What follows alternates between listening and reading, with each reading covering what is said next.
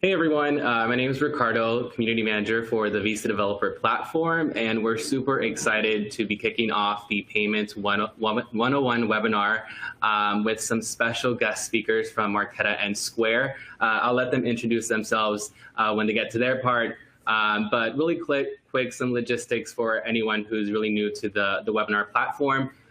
We do have a question and answer widget right below the slides. So feel free to start sending in your questions. We'll have a Q&A at the very end with all of our speakers. We also have a resources link where we actually have a blog that Ahmed wrote on Payments 101. If you want to save that for later to read and learn some more. And if you want to join us for upcoming webinars, we have some coming up next week and in the upcoming months. There's a link to our webinar pages, and you can get more information on when those webinars are going to happen. All right, so enough of that. Agenda, payments and the art of possible with Navindu, who's Senior Director for the Visa Developer Platform. Anatomy of swipe, dip, and tap, Ahmed, who's VP of Product Management at Marqeta. And then 5 minutes to wow, Carl Perry over at Square. So super excited to be kicking this off. If you joined us at the meetup in San Francisco, you were able to meet these guys in person, and we got a lot of great feedback from a lot of developers who they wanted to hear more of this. And a lot of you who aren't really in San Francisco, they wanted to get this content. So we decided to bring it here in webinar format. So let's learn a little bit more about you. What do you see as the biggest blockers to enable payments in your respective business areas? Implementation effort, cost, user friction, or other? I'll give everyone a couple of minutes to answer that as I let these folks get ready for the next part.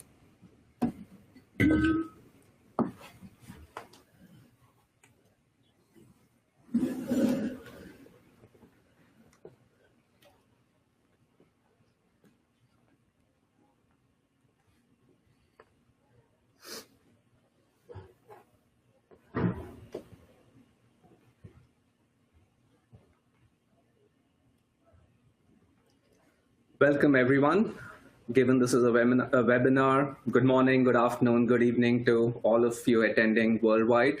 My name is Navindu Chandra, and I'm a Senior Director of Platform Strategy at Visa, and we are looking at options to be able to open Visa.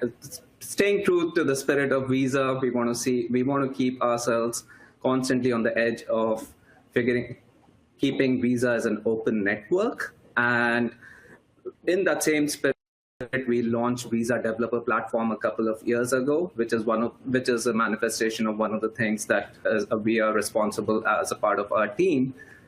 Extremely honored to be joined by Ahmed Siddiqui and Carl Perry from Marqeta and Square today. We are going to be talking about how we see the payments ecosystem, and then Ahmed and Carl would be chiming in from their vantage points for as they see things from their perspective. So jumping on to the results of the poll, I was very curious on this one. We see that what you have in here is there was a pretty big participation, and 60% of you have been focused on, mentioned that implementation effort is what is one of the biggest blockers for you to be able to include payments in your respective commerce opportunities. And I think we couldn't have had better partners than Marqeta and Square to speak about it, as they are trying to bring down the barriers there. With that, what I would like to do is step back a little bit to give our view of how we as Visa are looking at the payments opportunity and the payments landscape, and how we are addressing the specific areas and the opportunities, and then hand it over to Ahmed, who will talk about instant issuance, digital issuance, and even just a payments 101 on things to consider as you build up your use cases. So speaking of opportunities, right? One thing we notice is that 3 secular trends that we are seeing in especially our area of payments, right? So when you look at point of sale payments, they continue to be a big opportunity for us at Visa. We still see a market opportunity of $17 trillion with payments being still made in cash and checks. And to give you a perspective on trend, this is actually considerably bigger than what it was 5 years ago. So what we are seeing is that just electronic and card payments, even at the point of sale, there is a big opportunity on the existing business that we have. The second shift that we are seeing is around the shift to e-commerce and m-commerce. As most of you are already in the know of, m-commerce and e-commerce being growing leaps and bounds. One of the things, the big opportunity that we see is basically as we shift to digital, you really can't make payments with checks or cash. So the drive there is to be able to move to digital payments, and that plays favorably for electronic-based payments like card payments and other digital format as compared to the legacy paper, moving physical paper. As we kind of go into the third secular trend that we are seeing in this area is as technology matures, as the global landscape is flattening, what we are seeing is new use cases which open us up to a possibility of 30 trillion in payment volume, which weren't necessarily something we were looking at in the past as consumer-initiated payments. So these include payments around government payments to the citizens. It involves payments to a new one which kind of came up was the Lyft and Uber drivers. The sharing economy has enabled a lot of new use cases around being able to pay those 1099 workers in the US and basically doing that same thing globally. And we are also seeing a lot of traction and pickup in B2B as well as P2P payments, where even though they weren't traditionally in Visa's original business model, I think given the shift in technology and the demand, I think we are starting to at least pay attention to those areas. So given the previous slide had extremely large numbers, and a lot of you are wondering, okay, I see those numbers, what can I actually do about it, right? And I think one of the things that we want to kind of at least leave you with is food for thought on the ways we've seen successful payment companies deal with it in the past. I think irrespective of the market or the segment that you pick, one thing that's been true of payments historically in every single successful payments company is they've stuck to the basics. So the basics being you need to be fast, easy, secure, convenient. I think irrespective of what market you pick, what domain you pick, I think that's one of the key tenets of you would need to keep that in mind when you're building for payments. I think historically, if you look at payments and you go, what is payments? It's a transfer of value from a sender to a recipient. I think irrespective of how that gets delivered, be it digital, be it all of the new evolving form factors with the enablement of IoT devices or smartphones, all of those scenarios still meet those basic tenets. The one interesting development we've seen over the last few years is governments who were traditionally focused on protecting the consumers and the cardholders and the constituents of the payment ecosystem, they are actually massively pushing towards electronic payments and digital payments, which again, I feel is a big open new opportunity for all of the constituents in the payments ecosystem. So all of us love these charts which go up and to the right? And I think Biff, and while we would all like to have an overnight success, I would like to probably step back a little bit and into the history and of payments, and because I feel like I'm of the belief that the history is a precursor to, or at least is a prologue to what's coming in the future. And I think all of us are going to be using this information to be able to determine where we think payments is going. But I would like to go back to 1958, where basically that was the first time we launched the general purpose credit cards. This was what some of us call the first agile test in fintech was basically Bank of America made a mail drop of 60,000 credit cards to all of the consumers in Fresno. And they had all of the businesses in that small city lined up. And it did launch as an experiment, which over a period of time took off. And in a couple of years, I think they had a few million cardholders from the 60,000, from the humble beginnings of the 60,000 that they started. And so in 1966, fast forward a few years, Bank of America took a strategic decision to actually open up the network. So instead of, at that point, there were lots of different domestic, like regional networks, and it was basically whoever could get to the customers or merchants faster was how they were approaching it. But in 1966, Bank of America took a strategic decision to open up the network and license it, which let the banks basically bring in their cardholders and the merchants into the network. And that was, I think, one of the things that we at Visa believe for payments to be an open network which levels the playing field for all of the stakeholders in there. And so that was in 1966. Fast forward a few more years, and so we are approaching the 50-year anniversary for its credit cards later in September of this year. But fast forward a few years, in 1973, Visa was able to see the advances in the digital computers, and what we saw was we moved from paper-based processing to what was then called Base 1 for the authorization settlement systems back in 1973. I'm going to skip a few decades here so that you don't have to go through the whole rundown, but I think the few significant other moments that we saw in the VisaNet history was basically in the 90s with the invention of the internet. What we saw was instead of moving from a 9 to 5, 5 days a week, 6 days a week at physical point of sale, we started seeing huge growth in what we call the card not present transactions, which was 24/7 and happening anywhere from the world to anywhere in the world. And that was something that we kind of had to, again, adjust the network to help build in all of those capabilities. The two other significant data points I would probably lay out is, like, in 2007, with the advent of the iPhone, you had the m-commerce pickup.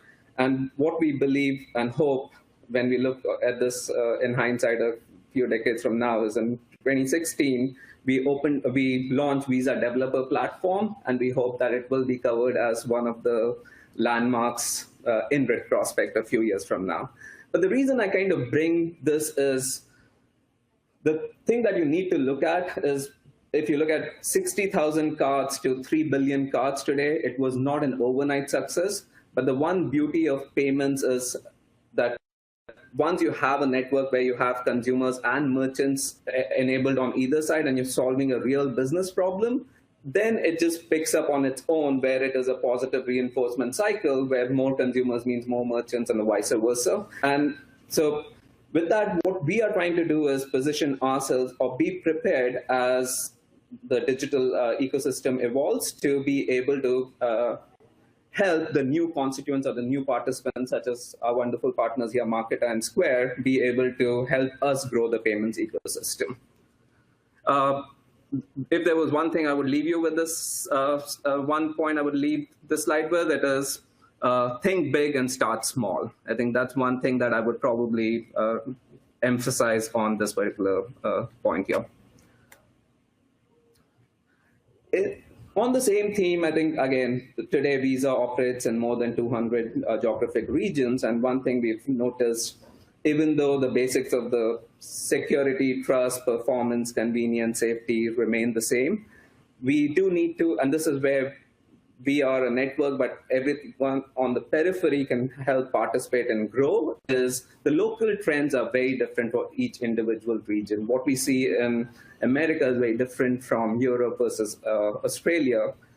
Some of you might be able to decipher this picture, but this is trying to show that tap and pay, which is very popular in Australia and UK and Canada, is a very different way of paying than what would probably be happening in Africa or Asia. So I think what we are, and that usually is the area where you can see a lot of, while the core money movement isn't really changing, how it is that you actually take it to market, deploy it in market, opens up an opportunity for a lot of developers world over.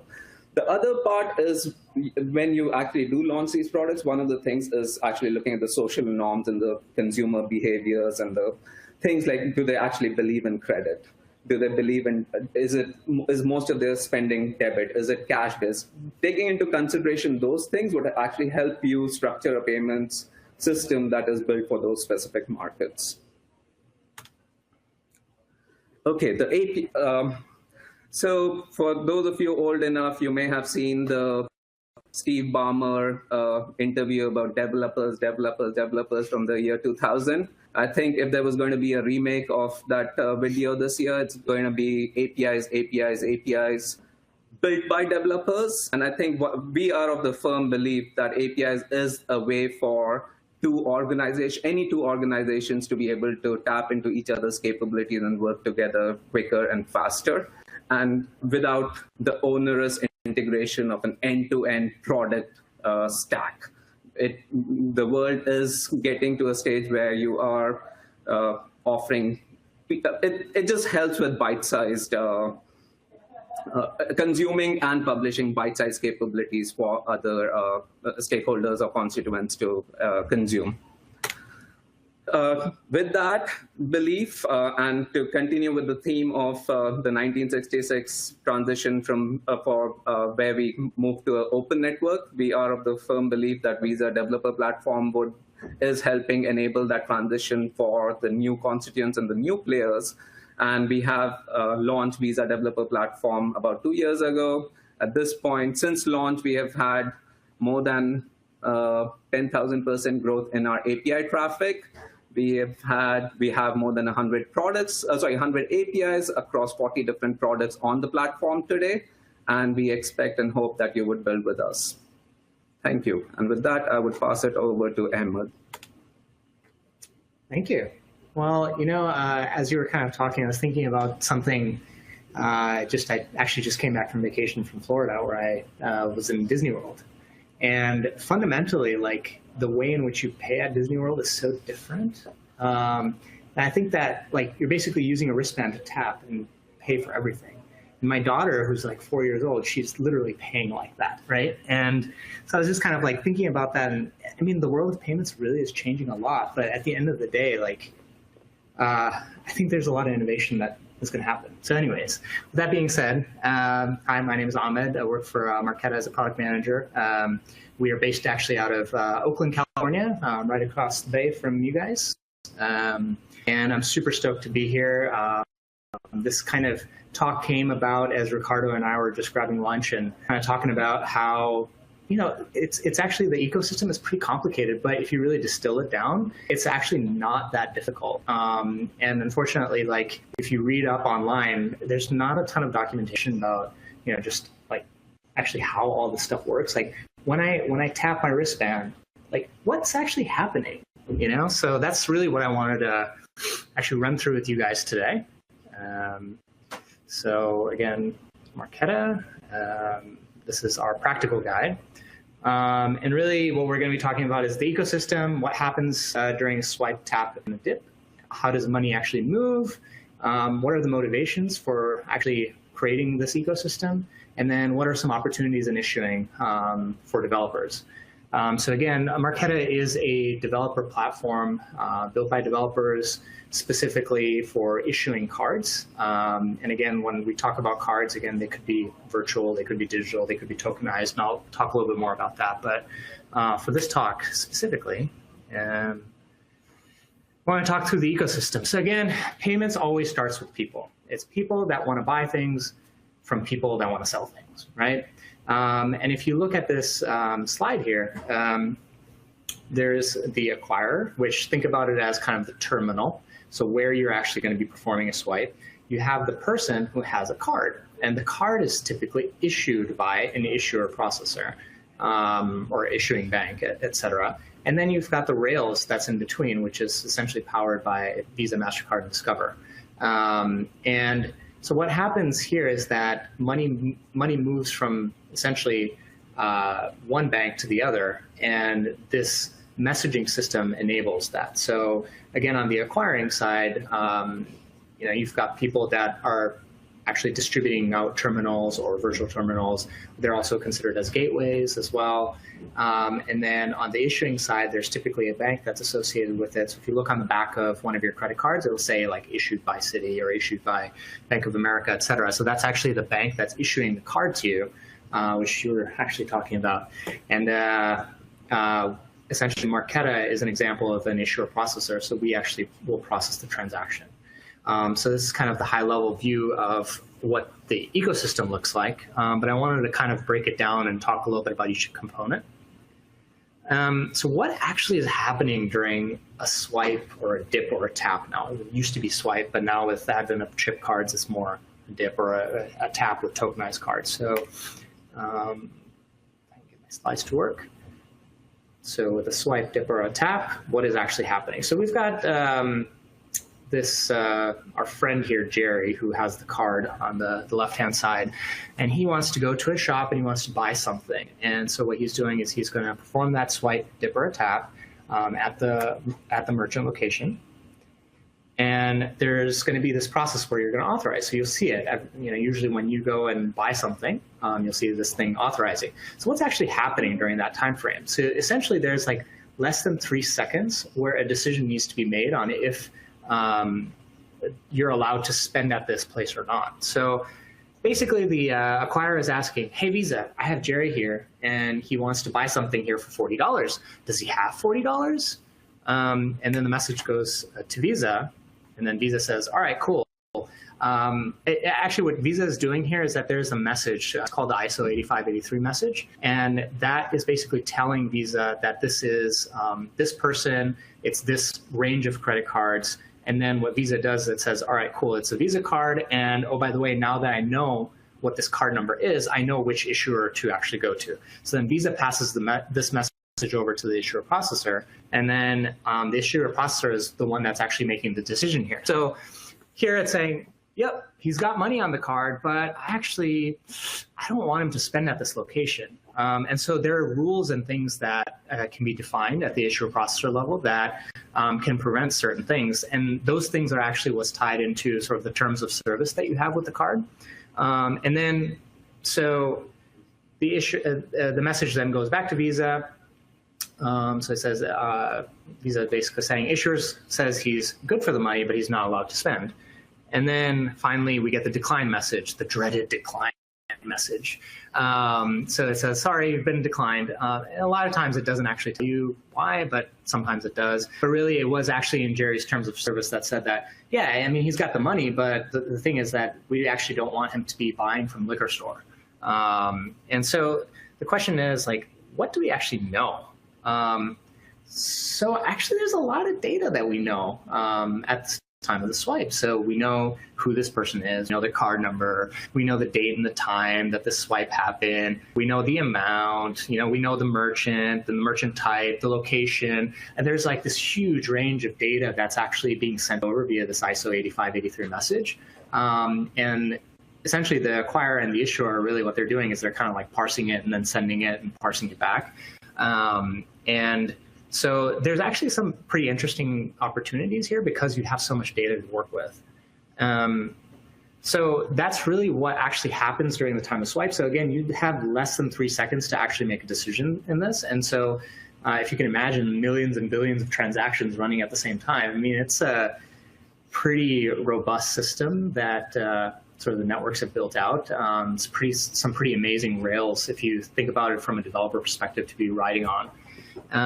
So when we're talking about how does the money actually move, so the authorization step is happening in real time, but typically the money moves a day later. So what's actually happening is that the acquirer or the merchant, let's just say that this liquor store, right, they will actually move money by sending a command at the end of their day of like, what are all their transactions over to Visa? And then Visa will pass those details over to the issuing bank. And then the money will essentially move from the issuing bank to the merchant bank. So again, money goes into the truck moves over, and then money goes to the merchant bank. I mean, that's really essentially what's happening. And this process is actually what's called settlement. And again, it's happening on a daily basis. Again, the weekend it's not daily, but for the most part, I mean, it is a super duper consistent way of moving money. You know for a fact that a swipe has happened today. I know that I'm going to have it in my bank the next day, which is pretty great for merchants. So why? Like, so what's the big deal, right? So the thing is that we have Jerry here who has a card, but there's just more and more people that have cards that want to be able to buy, and merchants want to be able to accept cards, because if they don't accept cards, then, well, they're losing out on this big market. I mean, I don't remember buying anything for cash for like the longest time, you know. Yeah, this is actually why, you know, these acquirers, they want, or the merchants, I'm sorry, want to be able to accept payment. And in order to accept that payment, they're actually willing to give a portion of the proceeds over to essentially all of the people in this party to make this transaction happen, which is really, you know, how money is actually made. And especially if you're thinking about it from a developer perspective, there's actually a lot of opportunities sort of even both on the acquirer side and on the issuer side to like come up with a pretty interesting business model. So let's kind of talk about that, right? So money is the pile of money that was made at the merchant is sitting at their merchant bank, right? And so what happens is that a percentage of that, you know, a little bit goes to the acquirer, a little bit goes to the network, and then, sorry, let me do that animation again. It's fast. A little bit goes to the network, and then a little bit goes to the issuer processor. And so again, there's a lot of sort of rate tables and stuff that you need to think through. I won't go through that, but at the end of the day, this is actually how this entire ecosystem works. It's why it exists. That's where people are making the money. And I think there's just a lot of opportunities for developers to do some pretty cool things, and that's what Carl and I are really interested in talking with you about. So again, opportunities in issuing and processing. So again, we power some pretty cool experiences. We partner quite a bit actually with Square on some products. But again, the idea is we can issue physical cards, which I think most of us are used to. We can issue virtual cards, and we can issue tokenized cards. And when I say tokenized cards, these are the cards that will go into Apple Pay, to GPay, to Samsung Pay, et cetera. And so that experience, again, like we were talking about earlier, like, yeah, we could power a card that actually sits inside of a wristband, but you don't think of it as a physical plastic. So again, the mechanism for which money is being transmitted is going to change. But at the end of the day, it's all still running through the same rails. So again, like I mentioned earlier, we know a ton of data about this particular transaction. And over at Marqeta, we actually will parse all this data and put it into a really nice JSON for developers to look at, to put into their processing systems to do stuff with it. And I wanted to talk through a few examples. And I love donuts, and so I want to talk about a donut shop. So Jerry here actually owns a donut shop. And he's growing his business a lot. He buys a ton of sprinkles and sugar and all sorts of awesome stuff for his donuts. World renowned. They're kind of like the hipster donuts, you know. So, anyways, so what he is doing is that he's got he has a bunch of people working for him, and he doesn't want to have to keep going out and buying his special sugar or sprinkles or whatever. So he gives these sort of expense cards out to his drivers. And the thing is, he wants to like control it pretty carefully, meaning that he only wants them to go to his special, organic grocery stores to buy his sugar and sprinkles. He doesn't want them to go out and spend it anywhere else. So what he can do is at the issuer level, he can actually say, well, I only want him to spend at these certain locations or these types of locations, et cetera, and even apply some sort of spend limit. So you could say, at a time, I only want them to be able to spend $100, nothing more than that. So what it does is it protects him as a business owner, and it allows him to have his own sort of like branded donut card.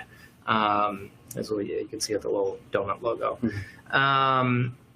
His son is a little bit different. So his son, Barry, loves eating donuts, but he likes a variety of donuts. He doesn't really like making donuts. And he actually came up with this idea to build an app where he lists out a bunch of donut shops. They're all ranked and got the reviews and everything. What you can do is you can actually place an order at that donut shop and he'll deliver it to you. And so he did this for himself because he really loved donuts, but then he realized this actually could be a really great business. And so he hires a bunch of these 1099 contractors, as we were talking about with the sharing economy, right? And he gives them all donut delivery cards. But the thing is, he's like, I don't want these drivers to go out to the donut shop, pick up a donut for somebody, and then buy a coffee on top of it. So he's actually able to very finitely define what people are spending on. So what's happening is that as these drivers are going out and picking up on behalf of other people that want donuts, we can actually give out cards that have $0 on there. And we have a technology called just-in-time funding where when that swipe happens, when we're talking about the authorization, actually the data that's being collected is actually being sent to Barry. And Barry is actually making a decision. So for example, like the date and time, the amount, the actual location, like we can take all that data, give it to Barry. Barry can make a decision and then tell us in real time if he wants to approve it or decline it. And so when he approves it, it actually loads the money and then it takes it right off. So actually these drivers have a card with them that has $0 on it always. And so there's actually no fraud happening because we're actually able to finitely control it. And if you can imagine, 3 seconds, all this is happening. It's pretty awesome. And so this is kind of like, we gave you just some 2 basic examples of things that developers can do with their creativity, kind of by leveraging at least the Marqeta platform. But just in general, there's a lot that can be done here in payments. And I'm just like super excited to be sitting between these 2 that can talk about sort of all the great innovation. So with that being said, like, I want to hand it over to Carl, can talk a little bit about, and I guess we've got our sort of website, our Twitter handle, devsupport@marqeta.com, and then marqeta.com API, and I will hand it over to Carl. Thanks, Ahmed. My name is Carl Perry. I'm the lead for Square's developer platform efforts. Really excited to be here today. And actually, I'm really excited to be here today to talk about what I call, and actually one of my old bosses is the one who came up with this term, and I stole it from him.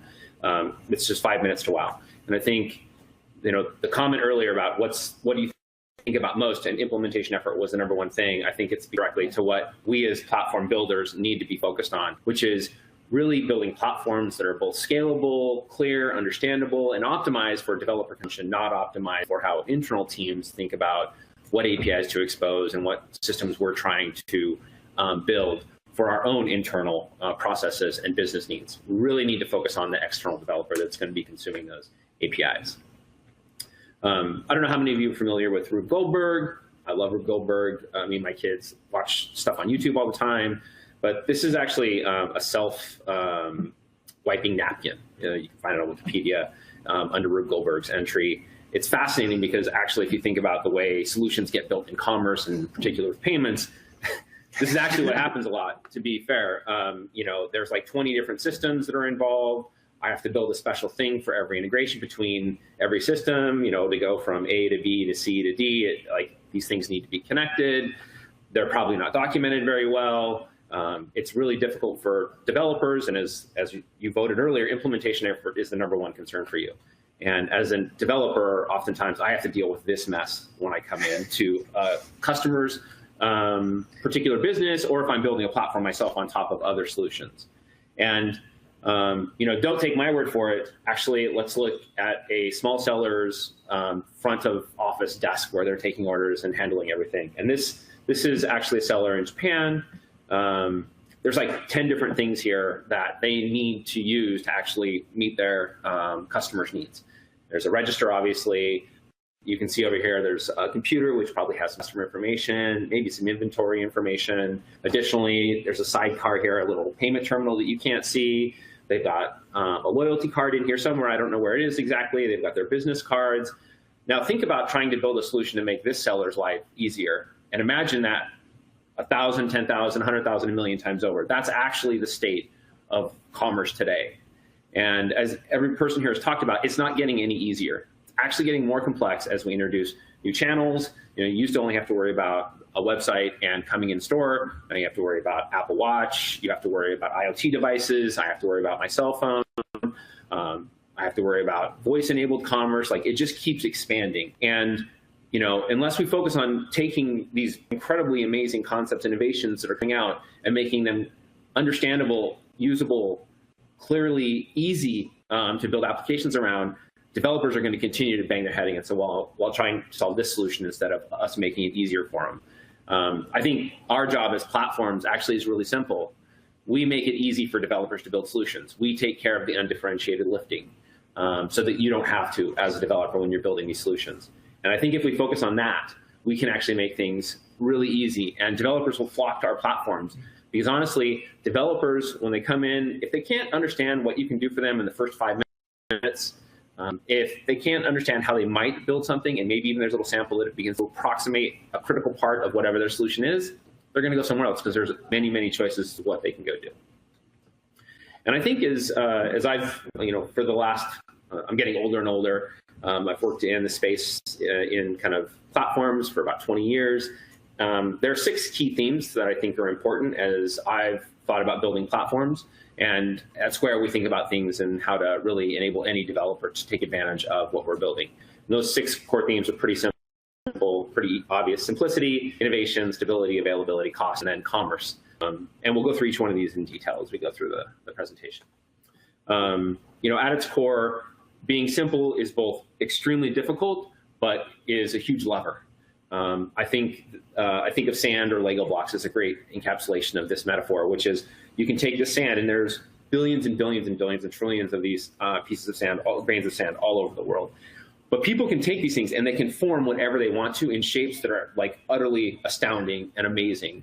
If you just go look online for sand sculptures, or you just try to go look at massive Lego builds that people have, I think Minecraft is the new version of this, basically, where you can build anything you want, and your imagination is only constrained by what you can think of. But the key thing here is that you've built the smallest building blocks that connect together, and you've done it in an intentional way. You haven't randomly thrown everything that's currently implemented in your services internally and made it available to every developer. I think that's the fastest way for failure for any platform, is to just suddenly expose your APIs using your own technology or using a third-party technology, just get developers to use it. The most important thing here to try to understand what the small pieces you're going to build, what the large pieces you're going to build, and how they connect together is to go talk to developers. It's really simple. It's the number one thing you go do. So building the smallest pieces possible and building them intentionally to connect together, that's how I think you start to optimize for the developer experience. And those Lego blocks or those grains of sand are the things that developers want, not the things that you necessarily think that they want. If you're not familiar with this is actually the first public microprocessor Intel did back in the 70s. It's 4004. This is the beginning of where we are today. I pointed to my Apple Watch earlier. This thing is actually what enabled us to build this. Obviously, things have changed and microprocessors are significantly smaller. But if you go back to the first point of simplicity, the beginning building blocks, which is this microprocessor, has really enabled us to build all these incredible things on top of it. And we take each one of these innovations and connect them together because they've been built and designed intentionally to be connected together. And developers can go build things you never thought of. This is the thing that is amazing to me about developers. They are crazy, insane, brilliant, amazing people that will build things that nobody has ever thought of. And in fact, many people think are crazy, but many of the innovations and the things that we use in our normal lives today and that we will discover in the future are built by these amazingly brilliant, crazy people because they have a concept and they take these pieces that are built for them and they combine them in ways you never would have thought possible. And that's really what a developer platform unlocks. One of the things that excites me about what we're doing at Square is we're enabling any developer to go and build solutions for any seller in the world or themselves. And I think that it's fascinating to look at what developers think they want to do with the pieces that you have today, and then the things they say that they need in order to move forward in a really untraditional, innovative way. So I think this is critical. Take the small pieces you built, make them public to everybody, and really think about how they connect, because then people will take those and start to build more amazing things on top of it. Stability is kind of one of these things that's, I think, increasingly become well known and understood as cloud computing has come about. I worked in Amazon. I worked on S3. I was the engineering manager for all the public APIs. And anytime we had a little blip in S3, like the internet went down. I remember being on calls when we had issues, and our customers trust us to have the most stable platform in the world. It's commonplace to have 4 nines availability, and the reality of the situation is there are going to be times where you're not going to meet it, but you need to be striving for even better, 5 nines, whatever that is. And as you build out your platform, a core part of your design process is whether it's the architecture of the system, the implementation of the system, or I think just as important, the operational aspects of how you go and manage and monitor the system that's running. This has to be built in and designed from the ground up as part of any platform you build. People love you as much as you are stable and are as transparent with them. So, the reality situation is I'd love to build a 100% uptime system. The reality is that's likely unable to happen. We continue to strive towards that. But the important thing is that when there are problems and when you do have issues, that you're completely transparent and open with your customers, and you give them clear timelines around when you expect this to be resolved. You publish postmortems, you make improvements to your system with every one of those learnings that you take out of these events, and your system becomes more stable, more available, more reliable for every single developer building on top of that platform. And it's these learnings that we take from every one of these instances that make not only the platform more reliable and available, but what's most important is that your customers come to trust you more because you are actually making their lives better. And that needs to be a focus for every single platform company in the world. And honestly, it's one of these invisible things that people don't necessarily think about all the time, but is critical to success long term.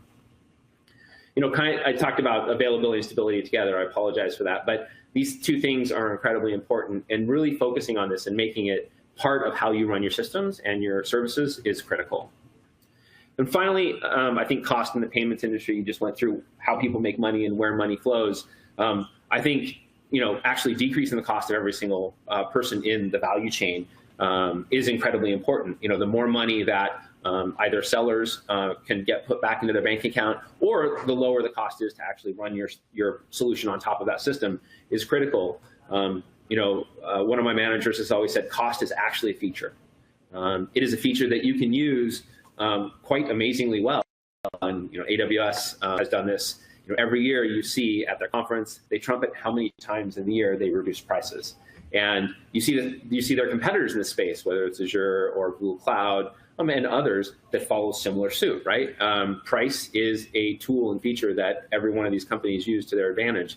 And it is something that developers really love, or at least when I was in AWS, developers would love when we reduced the price of networking or storage, and they would continue to double down on using S3 as a particular solution for their applications. And I think it's the same thing in the payments and commerce space.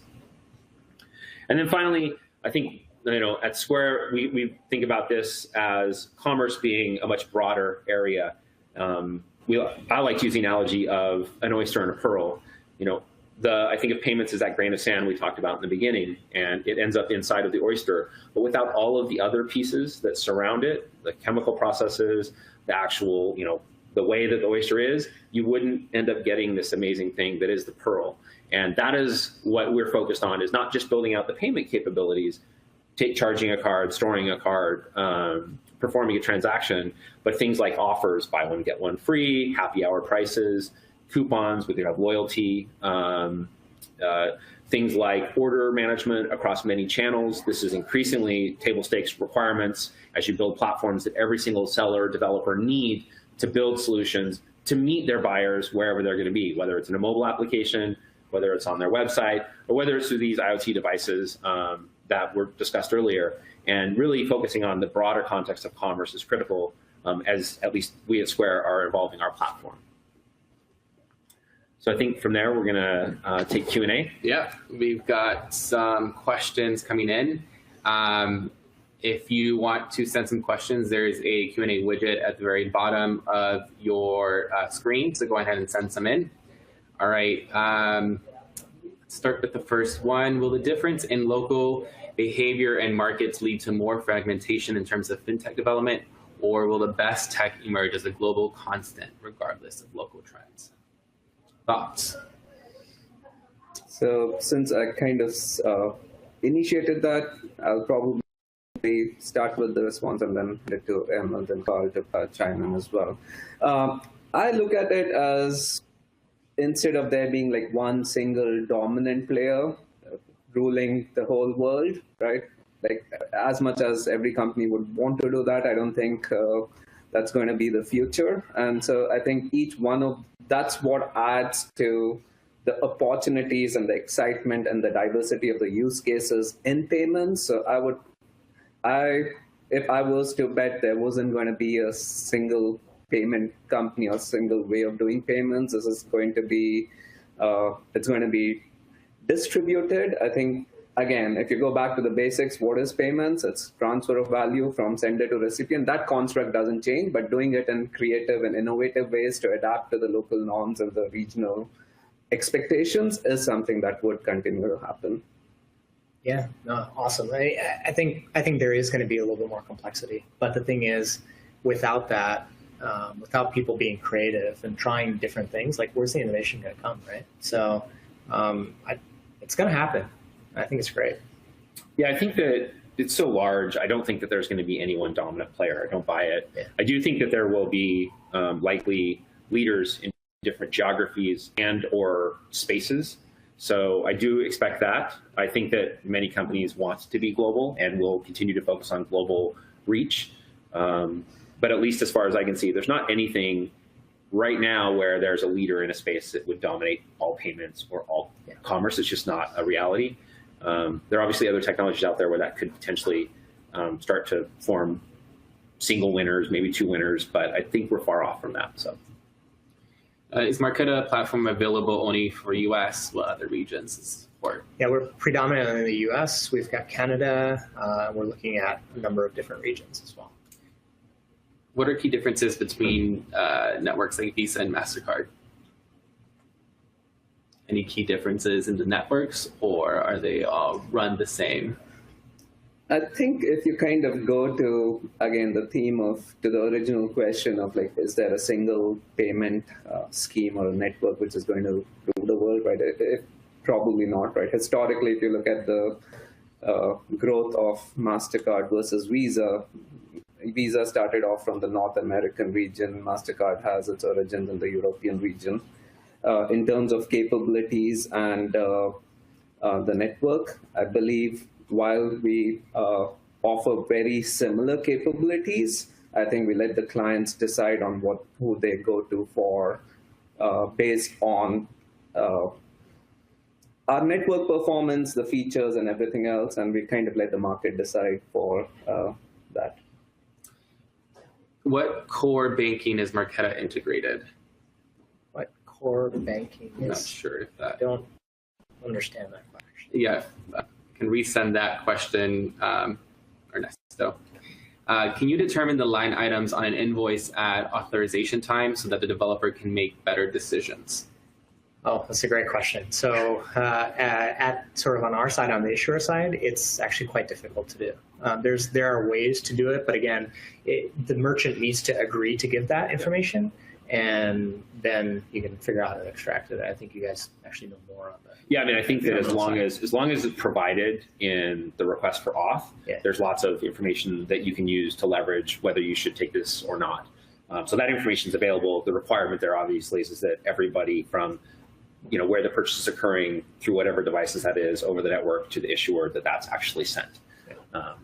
There are incentives for doing that in some cases. So there's ways to kind of get, the device vendors, the merchant, and others to send it, but it requires everybody to send that information. Is Square available outside the US? What regions does it cover so far? Yeah, I mean, Square is absolutely available outside the US. We're available in United States, Canada, Japan, Australia, and the UK right now. And our platform is available in all of those regions as well. So.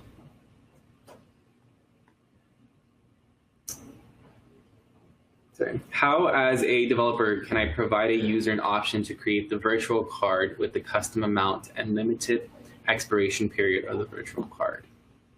Well, that's on the issuer side.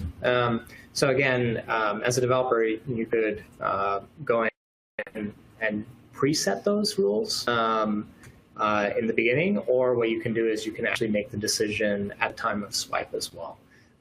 So every major card has to have some sort of restriction set on it, and that restriction is typically dictated by the bank, the issuing bank that you're working with. But then again, you can actually apply additional restrictions on top of that.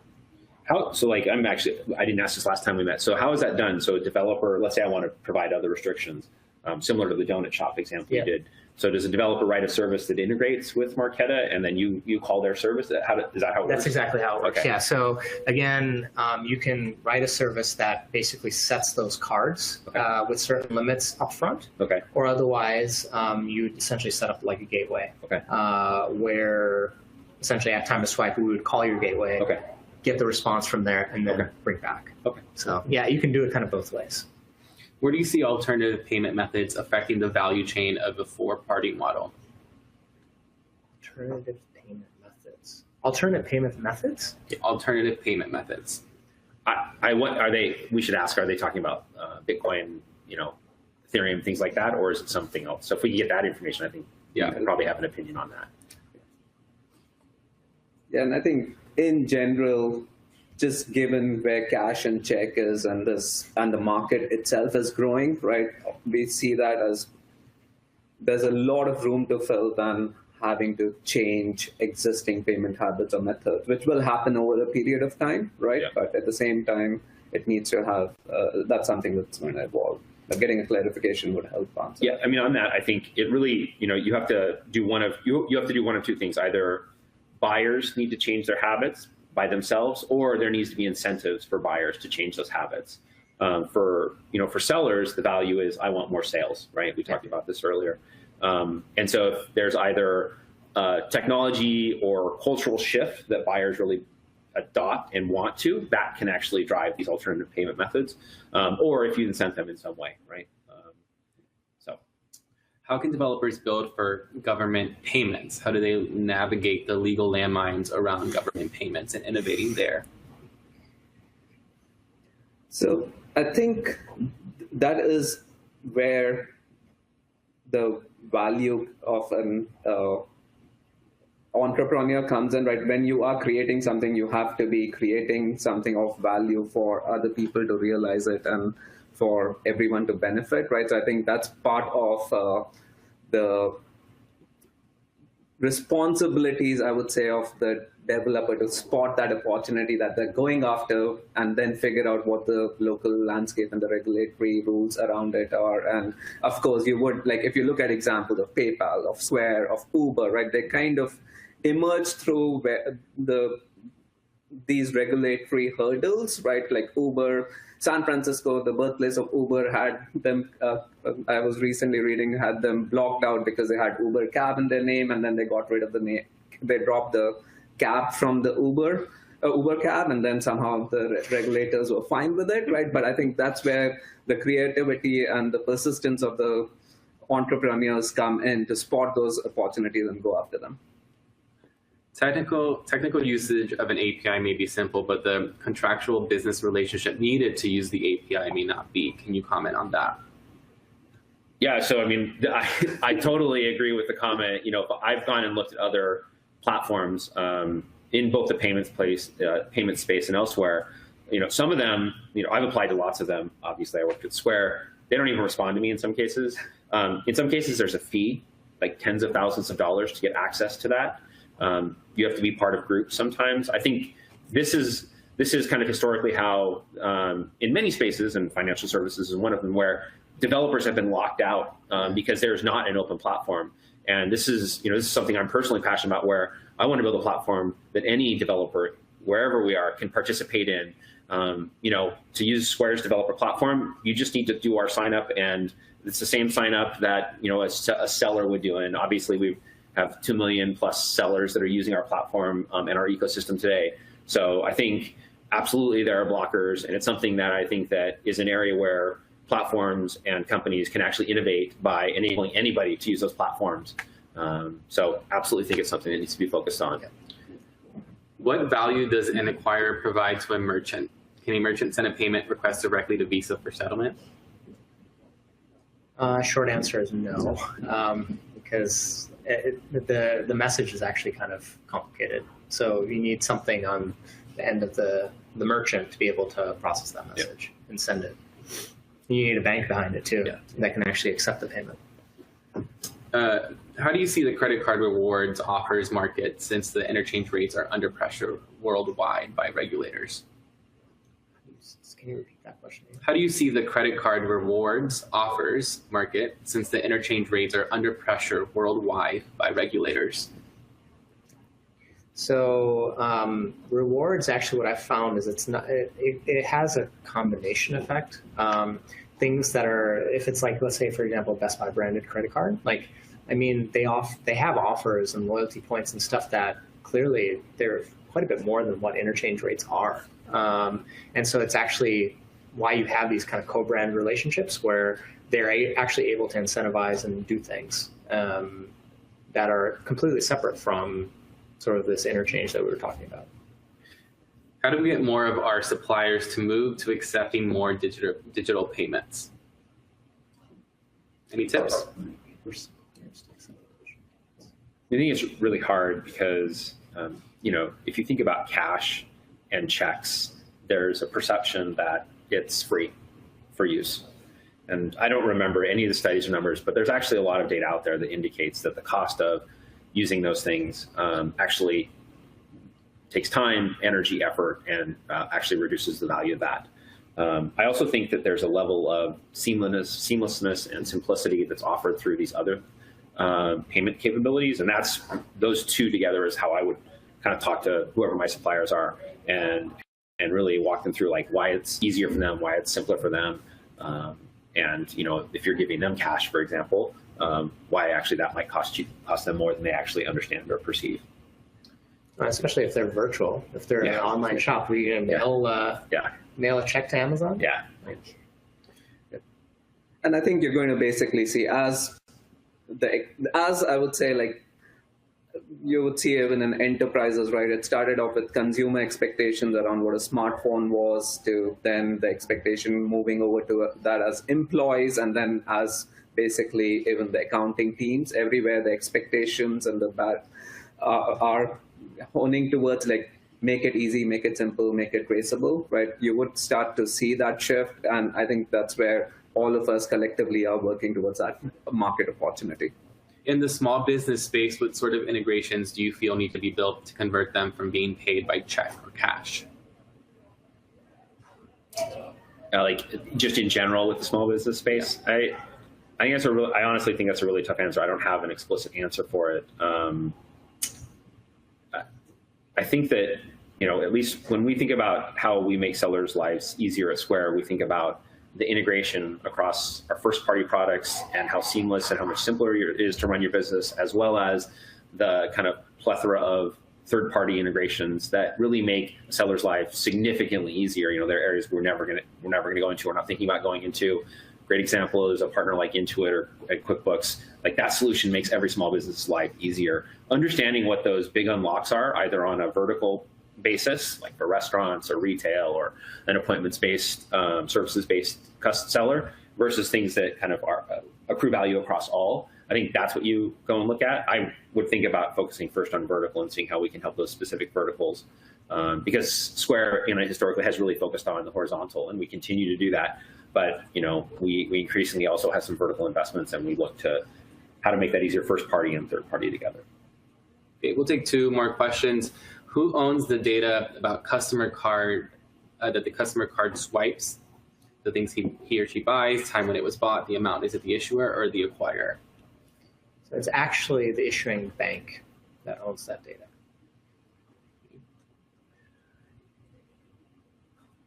And I guess we'll take this as the last one. Where do you see tokenization in 5 years? So again, kind of as I was talking, like these IoT devices, I think are going to be it's going to be everywhere. One thing that I was thinking about was robots paying robots. Like, they're going to use tokenized cards,